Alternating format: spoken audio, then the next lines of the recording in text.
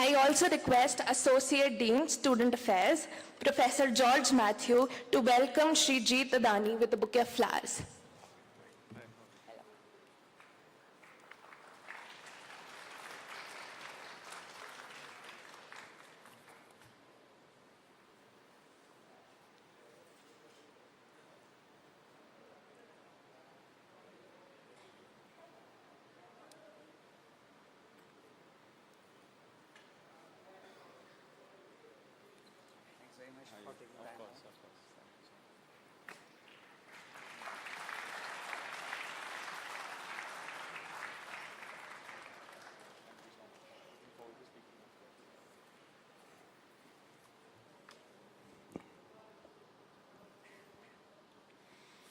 Hi everyone, good afternoon. Firstly, thank you for inviting me here. I'm thrilled to be at one of India's, if not the most, reputed tech institutions in the company of some of the brightest young minds in the country. Young minds that will shape both technology and its use in the years ahead. This institution has given the world some of the finest minds across industries.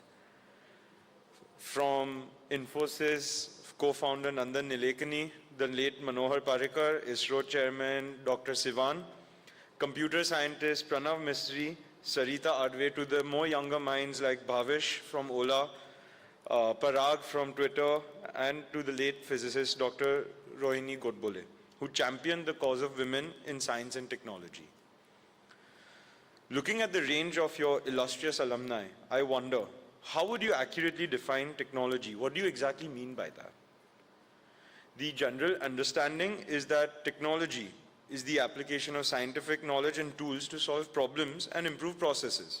Something, your textbooks would tell you. Even our new intelligent friends, OpenAI, Gemini, Grok, will tell you pretty much the same. But is that really how you would define it? Does technology really have meaning, especially when it means so many different things to so many people? For instance, how does an aerospace engineer or an accountant or a cricket coach look at technology? Each one will be very different. If you compare it, for example, to a farmer or a Bitcoin miner. As students of technology at one of the world's top institutions, how would you define or view technology? I don't know what the essence of technology is to each one of you, but I can at least tell you what I think. I see technology as the way forward, the only way forward. Today, living without technology is like standing still while the rest of the world zooms past you. Barely a week ago, I'm sure some of you would have followed on this, Google unveiled a new quantum computing chip called Willow. In fact, it's so incredibly powerful and its computational architecture is so incredibly advanced, it's more powerful than anything we know in the world of computing. The CEO of Google, Sundar, said that it took under 5 minutes to solve a math problem that would take a leading supercomputer 10 septillion, 10 is to 25 years to solve. Just for reference, that's 725 trillion times the age of the current universe.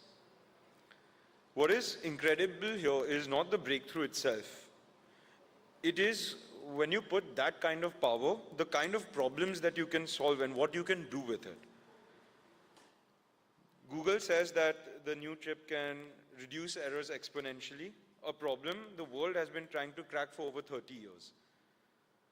The newfound computing power opens up a new frontier in calculation-heavy areas like drug discovery, fusion energy, and battery design, as well as the scientific simulation of complex equations, which can go in things like weapons design, weather forecasting, and so much more.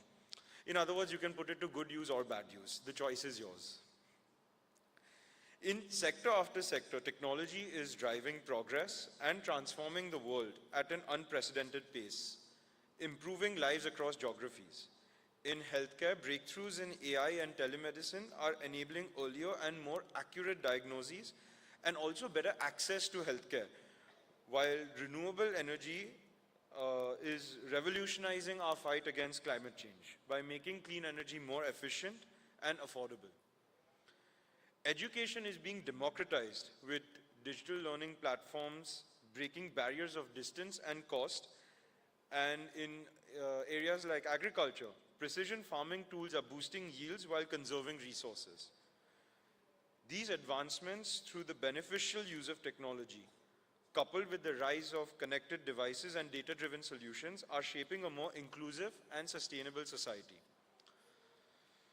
On a lighter note, at home, the likes of ChatGPT, Claude, and Gemini are helping settle arguments much faster and in a conclusive manner, as compared to earlier when you had to embark on a very long, convoluted Google search.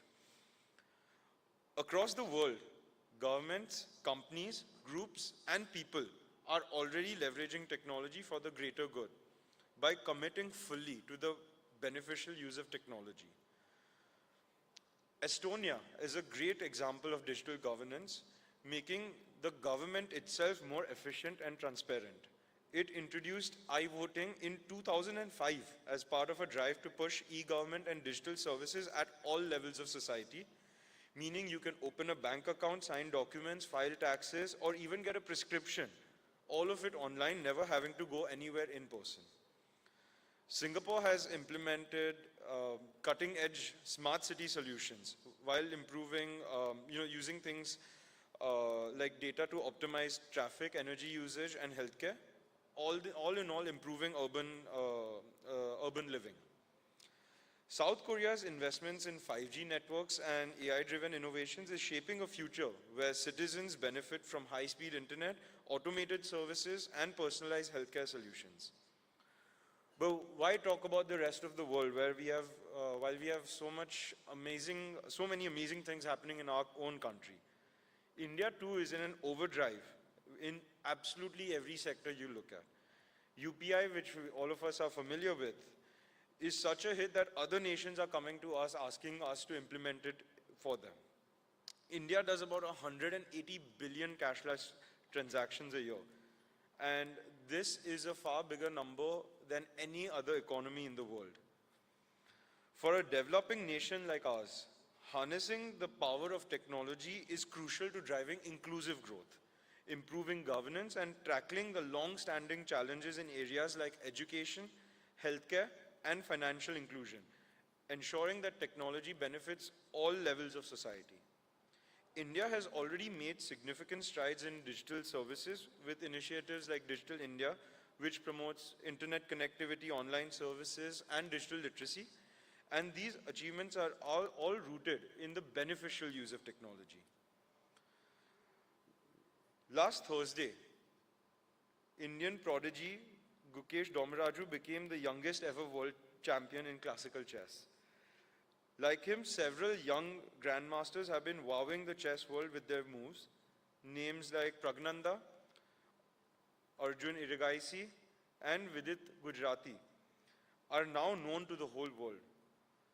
When Pragnanda visited us earlier last year in Ahmedabad, he told all of us that how technology was transforming the analytical depth of the game. He said that it was getting harder and harder to beat top-ranked foreign players. And when we asked him why, he said that they're using extremely expensive custom-built computers in their match prep. And these are extremely complicated machines built with hundreds of cores and stacks of GPUs to run super strong chess engines like Stockfish and Leela. At this point, our chairman told him, you should have it too. Take advantage of technology, don't wait. This is an advice that I get a lot from my father and the elders in the family. This is the reason they talk to me when it comes to technology, and that's because one of the things I manage for our group is everything digital.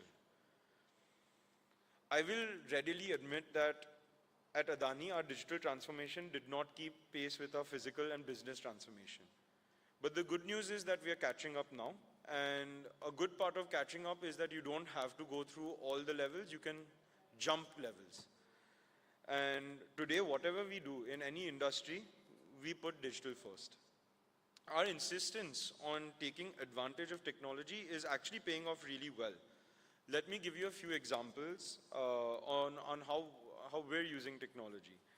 In ports and logistics, we are one of the largest players in the world, but rather than claim our own accolades, we are actually implementing technology and learning from our peers. And we use simulation-based training for complex roles like crane operators, wharf checkers, to exponentially increase the productivity of the workforce.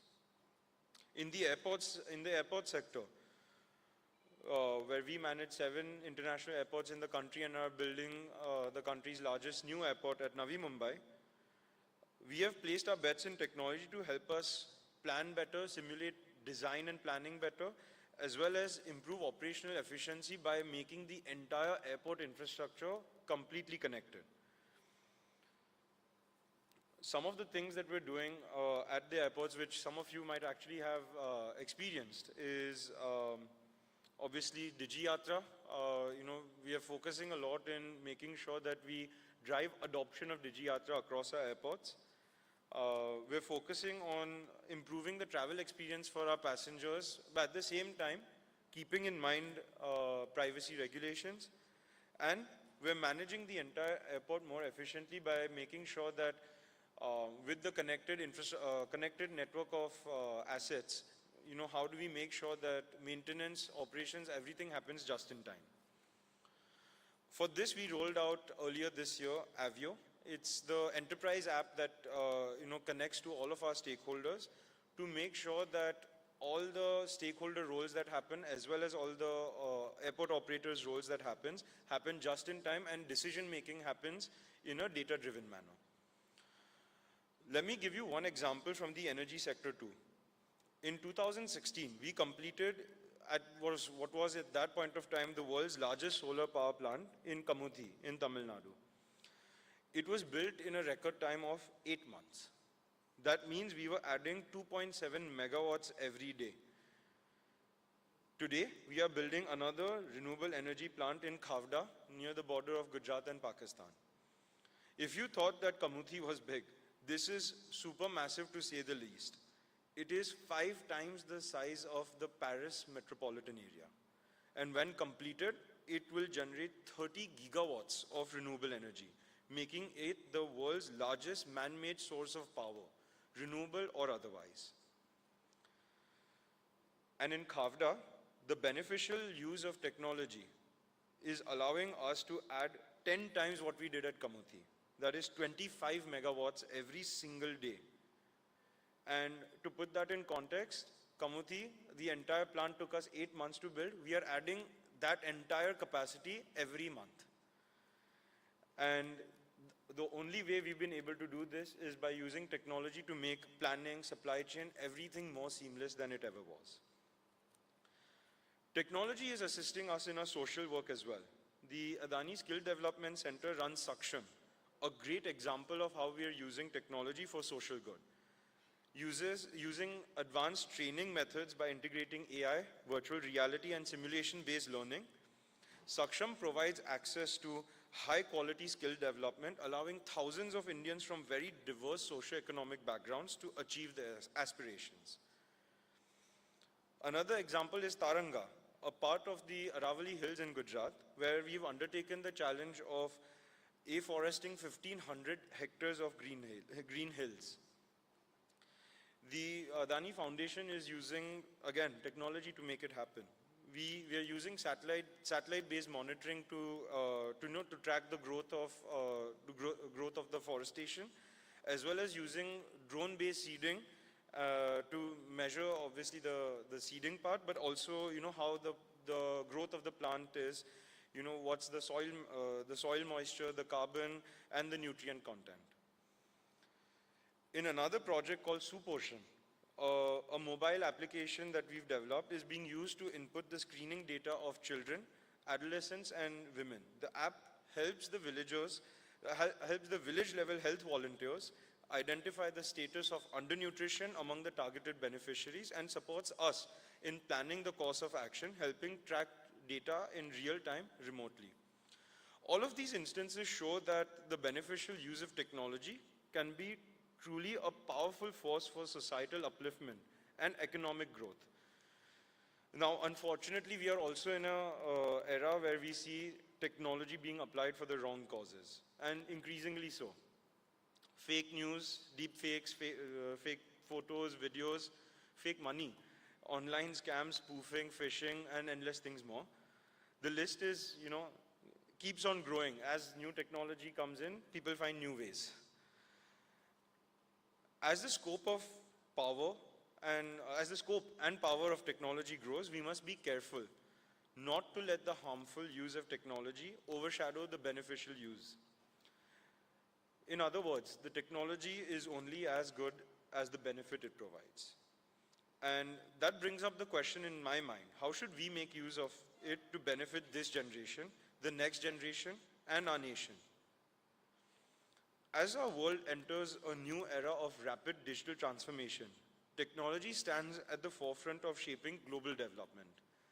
While physical infrastructure remains essential for developing countries like ours, the digital realm is already key to advancing our economic growth, enhancing governance, and solving our societal challenges.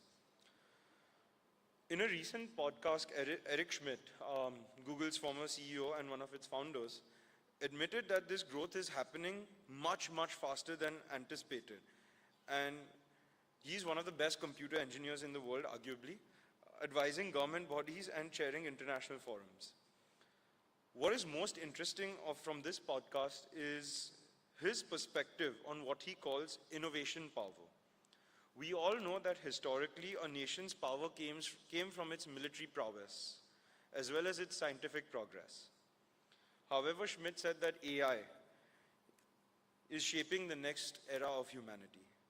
Inventing new things and bringing scale into new tech is how countries and humanity will become powerful and remain powerful.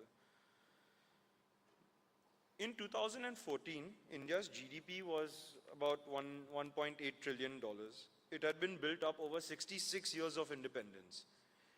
In the past decade, that number has more than doubled. While this growth is great news, and we are also building the basic infrastructure that India needs, the power-up that our nation desperately needs to catch up with the developed world is high-end technology. Already the superpowers of the world are racing to own the new game changer, AI. Its powers of assimilation are already mind-boggling, and you can well imagine what AI will be capable of doing as LLMs and computing power expands. Just imagine a future where Gen AI converges with quantum computing, and I don't think this is too far ahead. I believe it would unlock possibilities that are difficult to imagine with today's tools. Gen AI, powered with the probabilistic and combinatorial computing power of quantum systems to process vast data sets exponentially faster, would enable us to solve many of the world's problems real time, whether it is optimizing global supply chains or addressing climate change scenarios, or even building unimaginatively destructive nuclear weapons of our future. Clearly, the future of technology is both scary and exciting. But be it scary or exciting, we cannot afford to ignore it, or even go slow in the use of it, either as a nation or as its citizens. India cannot stay out of this global race. Our generation will have to be its driver, and there is a lot of catching up to do. We need to build capabilities to lead India into this new technology era if we want to stay at the top of our game and realize our dream of Viksit Bharat to become a $26 trillion economy by 2047. As we stand on the brink of this new world, we must all ask ourselves how to ensure the vast potential of technology is harnessed for good. There is no limit to where technology can go or lead us, but it is our generation's responsibility to guide its journey. For that, each one of us needs to look beyond the classical definition of technology as a tool and start looking at technology as a means to fulfill a purpose, the larger purpose of meeting our society's needs. Already, our generation is surrounded by and also submerged in technology. Chasing the new wave of technology mindlessly without a larger purpose won't do us any good. Our purpose must be the anchor. Technology itself can't be your purpose if you channel your abilities towards making it work for the larger good. Today, you're here, and tomorrow you may find yourselves, like I do, in a position of influence. As educated youngsters with ability and agency, we must focus on the sanctity and responsibility of our actions at work and outside. Technology itself is not an end, it's the means to an end. And that end we must define for ourselves as we make our journeys. We should try our very best to develop and encourage the beneficial use of technology by advancing solutions that uplift humanity, foster inclusivity, and drive progress for everyone. All at the same time, we must also be very vigilant against its misuse and ensure that it serves a purpose-driven force for positive change, for our people, for our nation, and for the world. Thank you for inviting me here and for listening to me. I look forward to a session of taking some of your questions. Thank you. Jai Hind.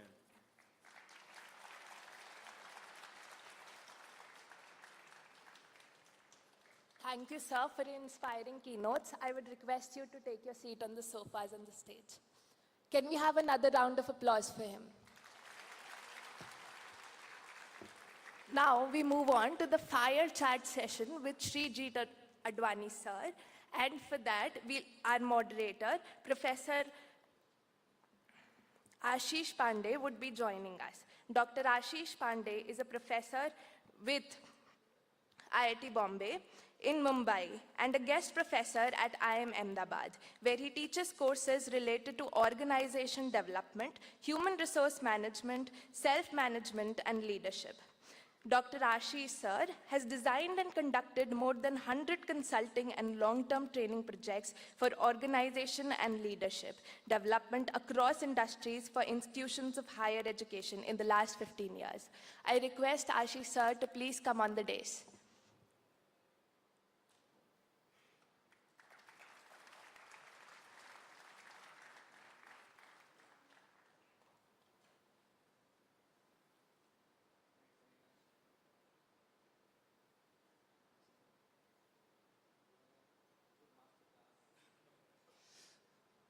Okay, so really wonderful to have a master class by someone who is the part of the game and who is actually defining the whole arena in the field of digitization, in the field of infrastructure. So thanks very much, Mr. Adani, for taking time out and sharing your perspective. We have kind of collected the questions from our participants, from the students, and I have kind of put it in some buckets about technology, about business, leadership, about strategy, and also a little bit about your personal experience. So this is a Techfest, and most of the technology enthusiasts whom you are seeing sitting in front, we would like to learn a little more about how digitization is happening in your group, because this is an infrastructure intense group, and so to say it's a kind of a conventional industry. So changing the processes which are related to infrastructure projects are very complex. How you are leading this digitization process in the legacy companies and the companies, and how even in last 2 years, even in the airport business, a lot of new disruptive technologies have come. So how are you leading this?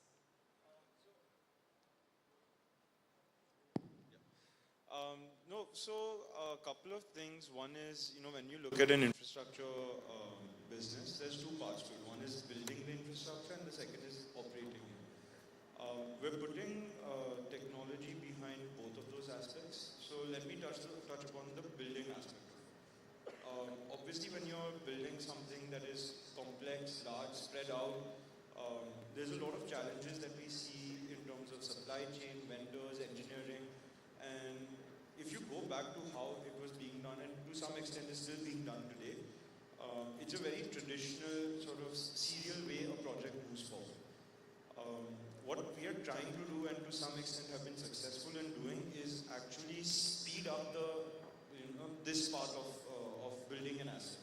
So when it comes to engineering, how do we make sure we do concurrent engineering on a collaborative way so that you manage the clashes and it happens in a repeatable way. So that's one thing. But let me tell you, we're not inventing anything here.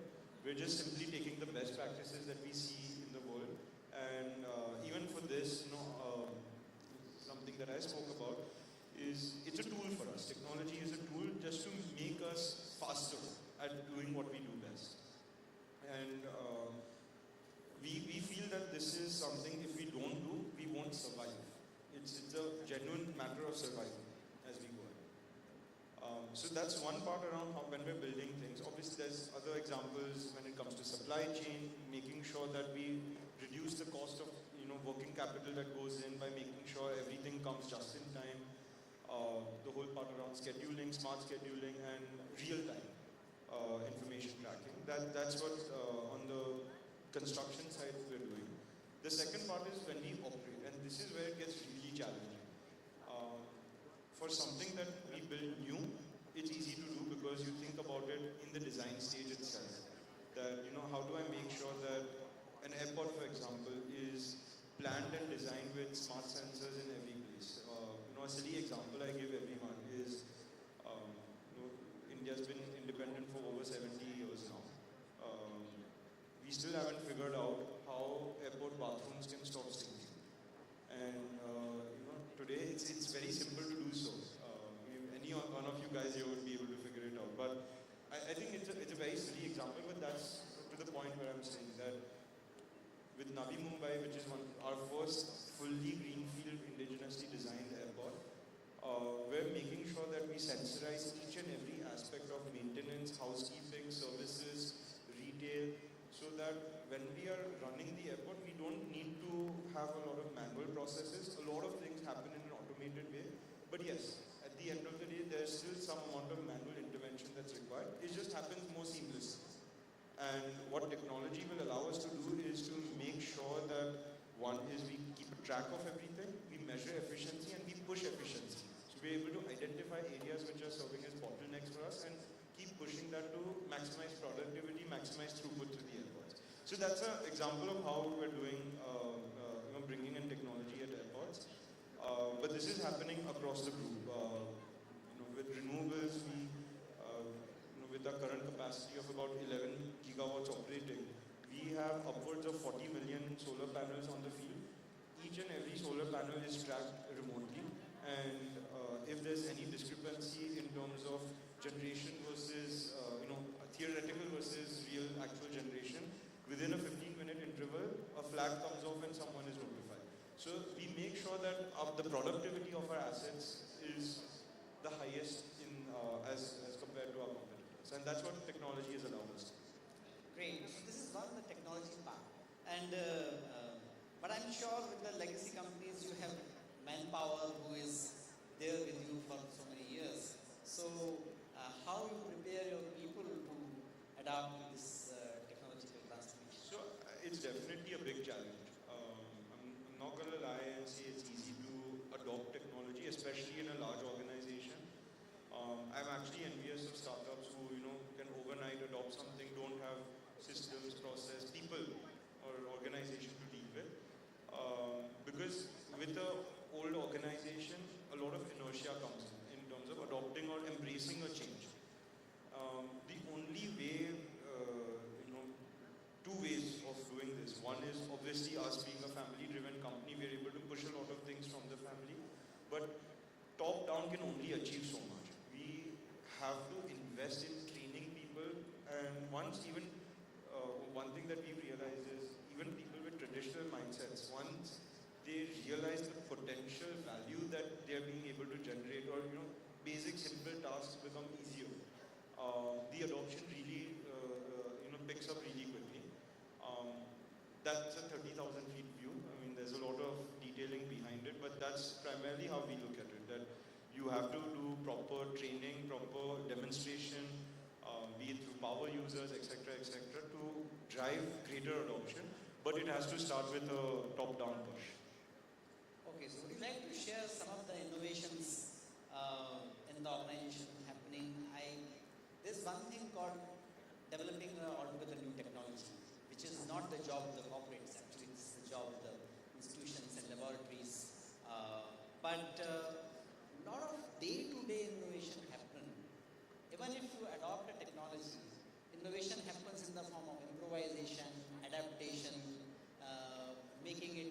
suitable to your context. Since you have kind of seen quite a few businesses and youngest person in the family, we assume that you are the most tech-savvy person as well. So would you like to share some of the innovations which have happened in the process of implementing some of these major innovations? Yeah, so on a lighter note, I'm not the most tech-savvy person. Our chairman is the most tech-savvy person because he's always browsing and trying new things. So, but Actually, there is so a whole he pushes section us. about your Yeah, chairman, yeah, exactly. and we are going to come to that a little later. No worries. When it comes to, you're 100% right, when it comes to technology or innovation, it's incremental innovation over a long period of time that drives sustainable change. And that's what you would teach here, that's what I've learned in college.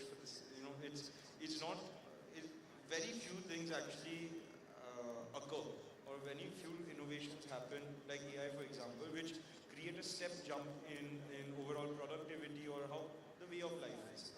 The smartphone was one, internet was one, AI is one now. But most of the innovations are unseen. And that's what we focus on. I don't think we pride ourselves in being an organization that will adopt every new thing that happens.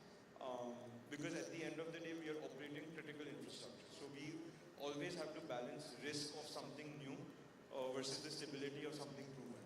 And 99% of the time we'll go for stability and wait for the new things to be proven and stabilized and adopted across a wider spectrum before we would adopt it in our operational, or in our critical parts. That being said, there's a lot of non-critical areas that we have. As an example, office productivity. It's not something that's super critical. So that's where we push people to sort of start using Copilot or Teams meetings for interviews that happen with real-time video analytics. And we keep trying new things. I would say the success rate is not very high, but the good thing is every now and then something clicks. And as soon as something clicks, the adoption across the organization, purely based on word of mouth, not even being pushed from the top, is quite quick. And most of this, I'm happy to say that most of this innovation is driven by the team. None of this is actually, there's no central group that says that, okay, bhai, ye naya cheez hai, ab sab try karo. There's nothing like that happens. A lot of it actually comes from a lot of the young graduates that we hire. And it's our responsibility to encourage more and more of this. In large organizations, that's something that a lot of times gets missed out or sort of swept under the carpet, where freshers coming in, their ideas aren't sort of respected. And that's the culture that we're trying to build, that how do we get new ideas in and not be stuck with just what we have. That's so wonderful. It is really like a masterclass, because in our courses we teach that innovation is not like a lottery. You get a jackpot. Actually, it's like a funnel, and you have to keep on doing things, keep trying things, and then few things become kind of, world sees that as a jackpot, but you know that there is a conscious effort behind it. I don't think anything in life happens like that. I think it's always incremental. That's wonderful. So wise word, we all must remember. Since you have been involved in the strategic acquisition of a port, and now you are looking at airport, this at the larger level that is connected to the supply chain, the overall, and that is one of the, you can say, the bottlenecks of India's growth, because if we compare China and India, the supply chain agility is a major differentiator. So how do you see India evolving and kind of catching up to that aspect of the competitive edge? So let me take it in two parts. One is on the logistics supply chain. Definitely India it's improving, but it's still far behind a lot of developed economies. If you purely look at the logistics cost as a percentage of the GDP, India is at about 13%, if I'm not wrong, while most developed economies are at around 7-8%. 7%, yes. And while it's a percentage cost which a lot of us won't understand, what that means is that we're inherently not as competitive in manufacturing, and that's the biggest challenge India has today. The good thing is, the only way to improve this is by building world-class infrastructure. And the government policy, private players, everyone has already understood this and are investing in infrastructure, be it roads, railways, ports, airports, from a manufacturing point of view to catalyze the growth in the manufacturing sector. And this is something that China did. China built ports that were bigger than anyone else had ever seen at a point in time where people literally asked them, are you mad? And now that the story is written, we know exactly how it was being thought. And I think that's a note that India is also taking, that don't build for 2 years from now, because the growth that we're seeing, by the time you build it, you're going to be out of capacity. And you will always be, it's like running on a treadmill, you'll be running backwards if anything. So as a group, what we're doing when we're investing in ports or roads, railways, terminals, inland container terminals, we're investing keeping in mind a 10-year growth, a 10-year horizon. That how do we, because it takes 2 to 3 years to build physical assets. It's not like technology or software where you can build it in a short period of time. You have to plan for a longer term horizon, and given the sheer growth and momentum of this country, we know that even 10 years is not going to be enough, but at least to be balanced, we're planning for 10 years ahead, building capacity for 10 years, and then we'll see, as soon as you provide the infrastructure, everyone in the world will come and say, boss, mujhe chahiye. Now coming to consumers with airports, it's exactly the same story. If you look at Mumbai, and Mumbai is a classic example of what happened in this. 2006, both Mumbai and Delhi airports got privatized, and a lot of us, we won't remember, but Mumbai was actually bigger than Delhi in terms of passenger traffic. But Delhi had a much larger capacity footprint to expand into as compared to Mumbai. So Mumbai needed a new airport 10 years ago. It's great that it's happening finally, but this should have been done 10 years ago, because what we saw was 2014, Delhi surpassed Mumbai. Mumbai was growing faster than Delhi, but it's a single runway airport. You can't expand beyond a certain limit. And that again goes to the point where capacity, we think that the air traffic is going to grow 11%, 12% on a normalized basis. It's grown 15%. So year on year, supply has always, or demand has always beaten supply. And that's one thing which I would tell everyone is that don't underestimate the power of India. I think our consumers, our demography is so powerful that anything you think is not going to work because it's too small, it's never going to be the case. It's always going to be bigger than you imagine. Again, great lesson. Now, this is a little bit of a selfish question. We really want to take the benefit of your presence here, and a lot of tech buffs, our students have asked, what are the areas, let me give you a little bit of background. It is having your own startup and business idea, sound business idea is one of the coolest thing considered to be on our campus these days. I joined here 15 years ago, and that time getting a finance job was the coolest thing, but now that is not. Every kind of other student is looking for some good idea, wishes to invest time and effort, and want to build something on the technological platform. By the time they are here, not like when they go out and that time they will start it. So our incubation center is getting a lot of application these days. The number of patents have gone 3 times in last 3 years, all that has happened. Would you like to share some of the fields based on your experience? What are the areas where they should look for the deep tech or other technological kind of innovations and ventures? Sorry, I'm also an engineer. Getting a finance job was always boring. No, but you have done a lot of finance. Yeah. No. I think if you look at, to answer your question on what fields should people be looking at, I don't think there's a particular subset. It really depends on what you're interested in, because every single field today has a potential for disruption. And to be successful, you have to disrupt something. You know, it can be the smallest thing. I mean, look at Zepto or Instamart for an example. Did they reinvent technology? No. I think they just looked at a traditional business model and said that I can do it better. And today you see Kirana stores are getting disrupted. Um, so I would say that there's no particular field. I mean, consumers are obviously, that's the sort of blue-eyed, industry a lot of people want to work in. But even in deep tech areas like healthcare, biorobotics, medical robotics, biomedical devices, um, aerospace, everything is ripe for disruption. All it takes is your own interest. And no field is too small. I think that's the idea.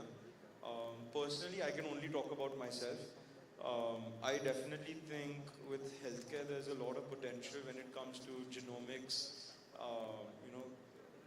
coupled with AI and quantum computing. If I look at a very, very far down the line technology architecture, if you really combine these three things together, you completely get rid of generic medicine. Because each and every person's physiology and biology is different. How my genetic buildup reacts to a crocin is different from how yours would. And if I have the ability to synthesize and formulate medicine at a micro scale using my genomics, I think that would completely revolutionize the medical industry and the way healthcare is delivered. That being said, I'm not considering affordability or anything. This is pure technology speaking. But yeah, I think there's no field that's too small. This is what excites me the most. Longevity, medicine, there's a lot of exciting stuff happening there. And obviously around infrastructure, how we can boost productivity of our existing infrastructure that and change the way we use our in the existing infrastructure, and that will create outsized value. Yeah, that's a couple of things that excite me at least. But really, it's up to all of you guys. You have to find your own field. You have to find what excites you the most, and don't be afraid to pursue your dream. There's a million reasons of saying no, and you have to find your reason to say yes. Wonderful, great. Thanks very much. When you were talking about this customization of the medicine,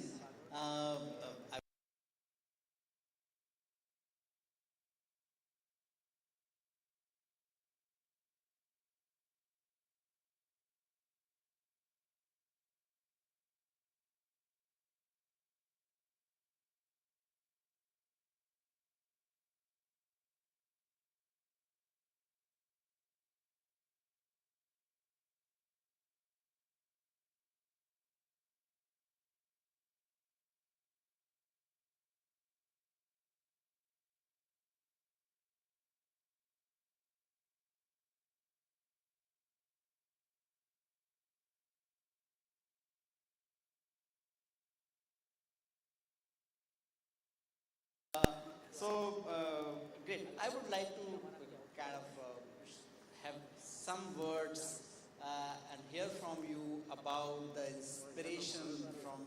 We get a lot of inspiration from the chairman of the group, Mr. Gautam Adani. He's the first generation entrepreneur in that sense, and what he has created is fantastic. I have had opportunity of working with the Adani Group in some projects, and last year when we were concluding a leadership development program, Dr. Malay was here to kind of conclude that program. So this is one question I always wanted to ask about the chairman of the group. I asked Dr. Malay that your group and your leadership has taken all sort of complex projects. Understandable, appreciate, man, that is, you make this country proud. What was the aspiration behind taking the transformation of this, the world biggest slum area? And Dr. Malay said that my chairman's answer was that, if we don't do it, I don't know who will do it. But this is something very, very important to be done. so we should take it up. So these are the kind of anecdote comes, but everybody is very keen to hear what has been your experience and what you have learned. I'm sure you have learned so many things just by observing. No, it's, I would say he's life's biggest teacher, and I'm extremely lucky to be able to observe him 24/7. Um, as a man, he is a force of sheer determination and, his ability to take up any opportunity and maximize what you can do with it is unbelievable. That being said, he is one of the most human people you would ever meet. His, you know, his background, where he started from, his entire journey, and this is something he, tells us and tells us all of his stories from when he was growing up. What did he experience? And a lot of people don't know about it, and that background that he has, starting from absolutely nothing, and this is actually funny. He used to study for his 8th or 9th grade exams underneath a lamppost on the street. And take it forward 30 years, he's lighting that lamppost with the energy. And it's that journey that he's come from that allows him to connect to every single person that he would meet. Be it a CEO of a multinational to a peon he would meet at a government office, because he has been there, he has done that, and that's something that he teaches us, that today whatever you may think you have accomplished, yes, be proud of it, but never let it boost your ego. At the end of the day, we are all humans. We have a lot to learn from every single person we meet, and that is one of his biggest lessons to all of us. From a professional note, he's the hardest boss you would ever have. Okay. He's an absolute taskmaster, and he expects everyone to perform at their most, because he himself is so passionate about everything that he does. The last thing that he would ever tolerate is, sort of half-heartedness. नहीं करना है तो मत करो, करना है तो full 100% डाल के करना है. And that's what makes life interesting. So every single thing that I have taken up in my professional journey, it's always been fun, because I have the biggest supporter in him. If anything goes wrong, I go to him for advice, and he will show me the way out. And no day goes by where I don't learn anything. The one thing that inspires me about him is similar to the story that you've taken. Is simple. If any opportunity comes by, he would never say no, because his basic sort of fallback mechanism is कि क्यों नहीं कर सकते. He takes everything up as a challenge, and that's so inspiring to see, because growing up, going abroad for studying, like I said, we'll find a million reasons to say no to something, but changing your attitude and your mindset to how do we make it possible, rather than always thinking why it's not possible. I think that's the biggest inspiration that I've ever gotten from. Great. You have a legacy to live by. Were there any challenges in your journey, in the professional journey, and how you have handled that? That is also something very interesting. 100%. I think one of the biggest challenges, and it's a professional, personal challenge mixed together. It's a professional and personal challenge mixed together. I mean, last year, with the Hindenburg report that came out and all the aftermath of that, it again taught us resilience, how to remain close-knit and again take up everything and bounce back fighting rather than trying to play victim. Besides that, one of my biggest challenges has been with people. much like a lot of you, I'm also a technologist by nature. And I've never been able to sort of get that soft skill of being able to relate, understand, and connect with people at a very deep level. And this is something that I've worked on over the past couple of years to, you know, I mean, to start with, to get off my phone and not always be on my phone. But jokes aside, to be humble, understanding, asking questions about people's lives, and you know, that connect when you make with your own team. The strength that you get is that of a team.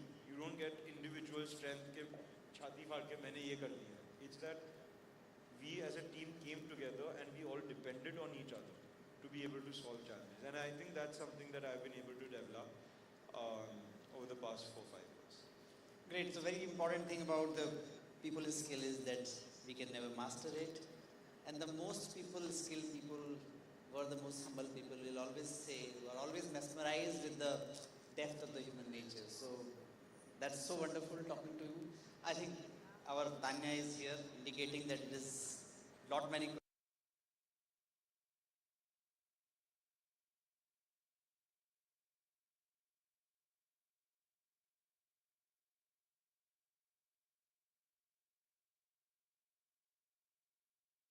Felicitate Shri Jeet Adani sir with a token of gratitude.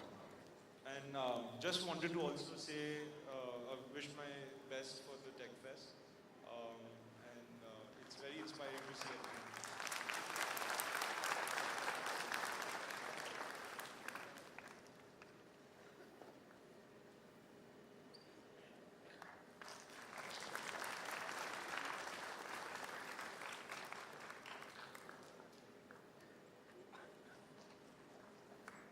I would also extend a heartfelt thanks to Professor Ashish Pandey for his eminent time and request the OC to present him with a token of thanks.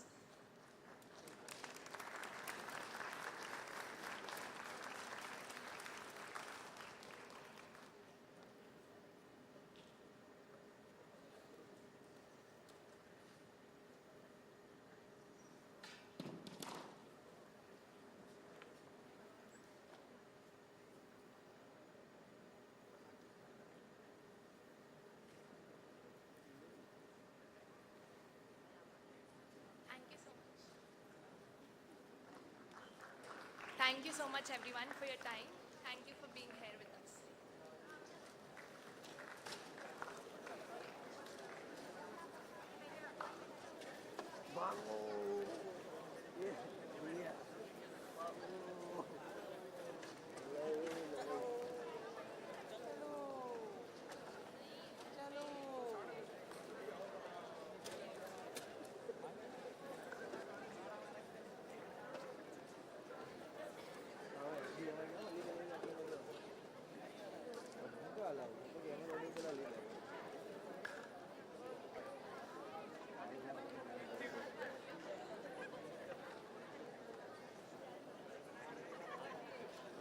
Also, a